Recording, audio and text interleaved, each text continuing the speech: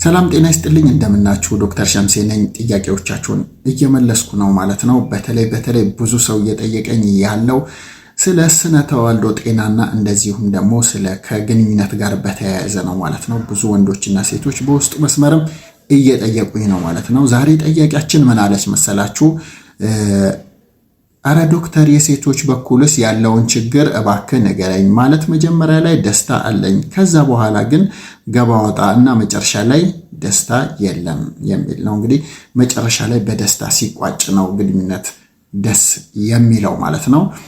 ብዙ ጊዜ ብዙ ሰዎች እንግዲህ ባዮሎጂን ይረሳሉ ማለት ነው እየቆዩ ሲሄዱ። ስለዚህ ሴቶች ምን ያስደስታቸዋል ምን አያስደስታቸውም የሚለውን ሴቶቹ ራሳቸውም አያውቁትም፣ ወንዶችም ይረሱታል። በተጨማሪም ደግሞ ትንሽ ግልጽ ሆኖ የመቅረብም ችግር ይኖራል ማለት ነው። ስለዚህ ገባ ወጣ ከሚለው ብንጀምር ፔኔትሬቲቭ ሴክስ የምንለው ወይም ደግሞ ወንዱ ገባ ወጣ ስላለ ሴቷ አትረካም ማለት ነው። በ2017 በተደረገ ጥናት መሰረት በዚህ አይነት ፔኔትሬቲቭ ሴክስ ብቻ ወንድየው ገባ ወጣ ብቻ በማለት የሚረኩት 18% ያህሉ ሴቶች ብቻ ናቸው ማለት ነው። 82% ምንም ያለ ረጅም ሰዓት ገባ ወጣ ቢል ወንዱ እርካታ አይኖራቸውም ወይም ደግሞ ኦርጋዝም ላይ አይደርሱም ማለት ነው። ነገር ግን ሌሎች ወሳኝ ነገሮች አሉ። ሴቶች የሚረኩት በአብዛኛው ክሊቶራል ስቲሙሌሽን የምንለው የብልት የላይኛው በኩል ላይ ያለችዋ እንደ ወንድ ብልት አይነት ናትና እሷ ስቲሙሌት ስትደረግ ነው። እንደገና እሷ ደግሞ የራሷ vulvaው ላይ ወይም ደግሞ ላቢያው ላይ የራሷ ክሩ ስላላት በቀኝና በግራ እሱም ስቲሙሌት ሲደረግ ሴቶቹ እርካታ ላይ ሊደርሱ ይችላሉ ወይም ኦርጋዝም ሊያረጉ ይችላሉ ማለት ነው። እንደዚሁም ደግሞ የቫጃይና የውስጥኛው ክፍል 5-6 ሴንቲሜትር አካባቢ ገባ እንደተባለ የላይኛው ከፊት ለፊት ወደ ሆድ በኩል ያለው ክፍል ላይ ጂ ስፖት ወይም ግራፈንበርግ ስፖት የሚባል ቦታ አለ። እሱ ስቲሙሌት ሲደረግ ከፍተኛውን ሳቲስፋክሽን ሊያገኙ ይችላሉ። ይሄንን እንግዲህ ያገኘችው ሐኪም ናት። ስታይ ቼክ አርጋ ነው እንግዲህ ከዛ በኋላ ነው ጂ ስፖት ተብሎ እንትን የሚለው ማለት ነው። ስለዚህ ብዙ ሰው ጂ ስፖትን ላያገኘው ይችላል። ምክንያቱም ጂ ስፖት የአንቴሪየር ቫጃይና ወይም ደግሞ የቫጃይና የሴቷ ብልት የፊትኛው ክፍል ላይ ነው ያለው ማለት ነው። ስለዚህ በዛ መልኩ ስቲሙሌት ሊደረጉ ይችላሉ ማለት ነው። ከዛ ውጪ vulvaው ቫጃይናው ራሱ ስቲሙሌትድ ሆኖ ሊረኩ ይችላሉ ማለት ነው። ሴቶች እንዳይረኩ የሚያረጋችሁ የተወሰኑ ነገሮች አሉ። በጣም ብዙ ቢሆኑም እኔ ዋናዎቹን እነግራችኋለሁ ማለት ነው። አንደኛ ወንዱ ጋር ችግር ካለ ነው። ኤክሳይትመንት ስቴጅ ወይም የመጀመሪያው ስቴጅ ላይ እየተሟሟቁ እያለ ወንድየው የሚጨርስ ከሆነ ያው ሳይኮሎጂካሊም ከዛ በኋላ ነገሩ ይጠፋል ማለት ነው። ከደስታነት ወደ ሌላ ነገር ይቀየራል ማለት ነው። ምክንያቱም አንዴ ወንዱ ከጨረሰ ውስጥ ሳይገባ ወይም ምንም ሳያረግ ከጨረሰ እሷም ሙዱ ይበላሻል ማለት ነው። እሱም ያው ሙዱ ይጠፋበታል ማለት ነው። አንዱ እሱ ነው። ስንፈተ ወሲብ ካለ ቶሎ መጨረስ ካለ እነዚህ ነገሮች ፊክስ ማድረግ ያስፈልጋል ማለት ነው።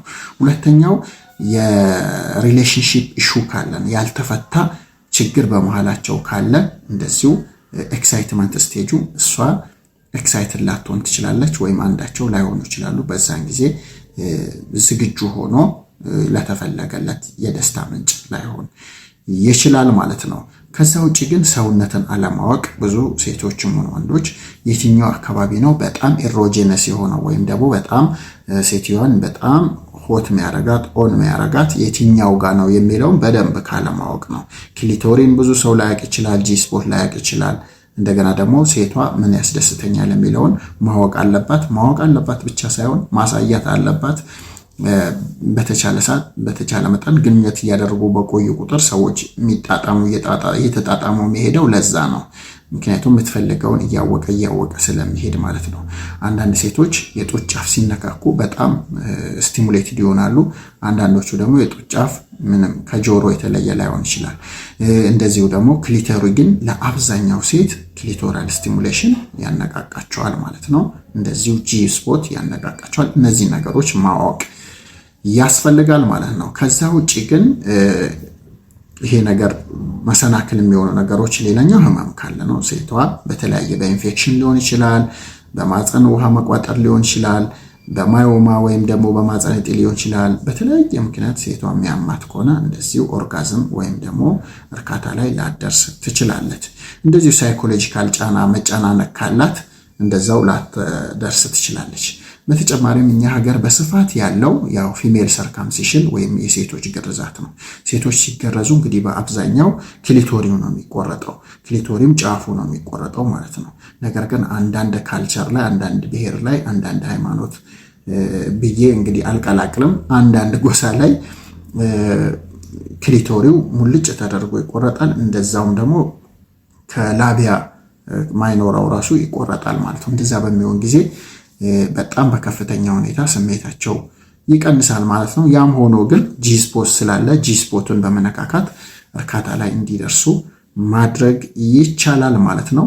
በተጨማሪም አንዳንድ ሴቶች በተለይ ሴቶች ላይ ስለሚገነነው ይሄንን ብለው ሪሊጂየስ ሲሆኑ ወይም ሃይማኖተኛ ሲሆኑ በዛ ሰዓት የጥፋተኝነትና የስቲግማ ፍርሃት ይኖርባቸውና ወሳኙ ሰዓት ላይ ትዝ ይላቸውና በቃ ኦርጋዝም ሳያረጉ ነገሩ ይጠፋል ማለት ነው። ይሄ ብዙ ሴቶች ላይ እያጋጠመኝ ያለ ነገር ነው። እኔ ክሊኒካሊም ብዙ ሴቶችን አይቻለሁ። ዋናው ጋር ስንደርስ በቃ እፈራለሁ፣ እደነግጣለሁ የሚሉ ሴቶች አሉ ማለት ነው።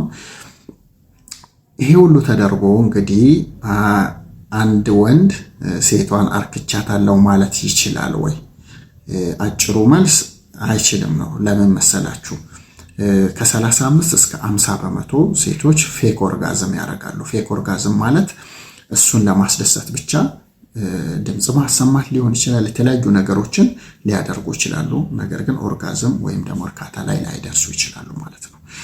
ሌላኛው ደግሞ ሳይለንት ኦርጋዝም ነው። ነገር ግን ሳይለንት ኦርጋዝም የምንለው ደግሞ እርካታ ላይ ደርሰው ጨርሰው ነገር ግን ምንም ስለማያወሩ ምንም ላታይ ስለምትችል የረኩ ላይ መስል ይችላል ማለት ነው። ስለዚህ አጭሩ መንገድ መጠየቅ ነው ማለት ነው። ሴቶቹም ደግሞ ትክክለኛውን ነገር መንገር ነው። ካረካችሁ ወደፊት እንዲያስተካክል ይጠቅመዋል። ከረካችሁም ደግሞ ምን እንዳስደሳታችሁ ያውቃል ማለት ነው። ወንዱም ደግሞ አረካውም የሚል ወይም ደግሞ ኖ የሚል መልስ ሲመጣልህ መናደድ አያስፈልግም፣ መበሳጨት አያስፈልግም፣ ራስን ችግር ውስጥ እንዳለህ አድርገህ ማሰብ አያስፈልግም። አንዳንዴ ሊገጥም የሚችል ነገር ነው። እንዴት አሻሽለን የተሻለ እናደርገዋለን የሚለው ላይ ፎከስ ማድረግ ይቻላል ማለት ነው። በመጨረሻም ይሄን ነገር ሳቲስፋክሽኑን ወይም ኦርጋዝሙን ለመጨመር የሚረዱ ነገሮችን እንግዲህ በሳይንስ የተደገፉትን ነው የምነግራችሁ። አንደኛው ኤክሳይትመንት ስቴጅ ላይ ያው ብዙ ነገሮች አሉ። አንዱ ዲፕ ኪሲንግ ነው። አጠቃላይ ያው ብዙ ነገሮች አሉ ከሃይጂን ጨምሮ ማለት ነው። ከዛ ውጪ ግን ሴቷ መድረክ ካለ ሴክሹዋል ሉብሪካንቶች አሉ። እነሱን መጠቀም ሊያስፈልግ ይችላል። ክሊቶራል ስቲሙሌሽን፣ ጂስፖት ስቲሙሌሽን፣ ፊንገር ምናምን ሊያስፈልግ ይችላል ማለት ነው። በተጨማሪ ግን በዋነኛነት ኦፕን ቶክ ያስፈልጋል። ወይም በግልጽ የሚፈልጉትን ነገር ወንዱም ሴቷም ማውራት አለባቸው ማለት ነው። ያው ይሄ እንግዲህ ብዙ ሰዎች ይሄን ቪዲዮ ቢያዩት ይጠቀማሉ ብዬ ማስበው ባለትዳሮችና እንደዚሁ ደግሞ ለትዳር የተሰናዱ ያሉ ሰዎች ናቸው። ከዛ ውጪ ሌላ ነገር የለውም። ሳይንስ ነው ማወራው። መጨናነቅ የለባችሁም። እኔ እንኳን ሳወራ አልፈራውም። ለመስማትም መፍራት የለባችሁም ማለት ነው። ሰላም ዋሉ።